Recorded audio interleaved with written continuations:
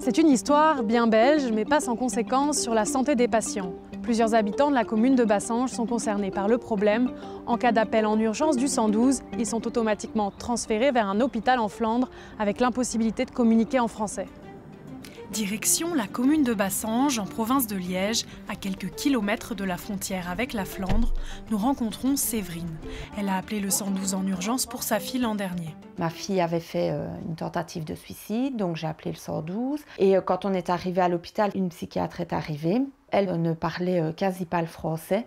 Donc pour se faire comprendre, ça a été vraiment le parcours du combattant. La dame m'a demandé alors de reprendre ma fille et de l'emmener moi-même dans un hôpital du côté wallon en disant que pour la barrière de la langue, ce serait plus facile. J'ai repris ma fille dans un fauteuil roulant. Je l'ai mis dans ma voiture et je suis partie alors sur la citadelle. Que dit la loi? Elle date de 1964 et spécifie que tous les patients en ambulance doivent être emmenés vers l'hôpital le plus rapidement accessible. Ça, c'est la règle de base. Le régime linguistique n'est pas pris en compte. Véronique a vécu une situation similaire à celle de Séverine. Son mari a été transféré à l'hôpital de Tongres.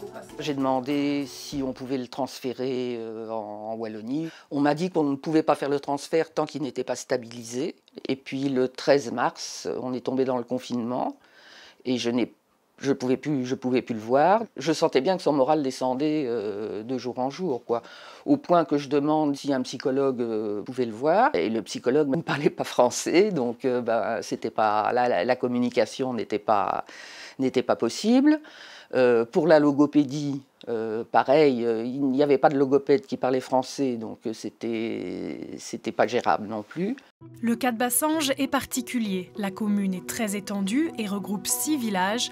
En cas d'appel du 112, les habitants sont transportés vers des hôpitaux différents en fonction de leur position géographique. L'AZ Vesalus en Flandre est l'hôpital le plus proche de Glon et Roclange. Pour alerter sur la situation, le docteur Le Sire a envoyé une lettre à l'Ordre des médecins de Liège et à la commission médicale provinciale. Est-ce que ça peut avoir des conséquences sur la santé physique des patients? Certainement. Nous avons eu un patient qui s'était cassé la hanche et donc il est resté comme ça avec sa fracture de hanche non traitée pendant plusieurs semaines à Tongres.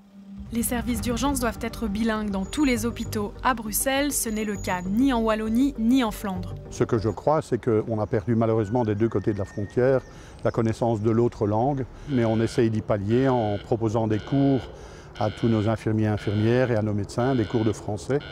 Mais malheureusement, parfois, effectivement, il y a des problèmes de communication. Il existe des dérogations dans le Brabant wallon, le Hainaut et la province de Namur. Les ambulanciers de ces 3 provinces peuvent emmener un patient vers un hôpital qui n'est pas le plus proche. Condition, le transport ne doit pas dépasser 10 minutes en plus. Une dérogation comme celle-ci en province de Liège permettrait aux habitants de Glon et Roclange d'être transférés vers un hôpital en Wallonie.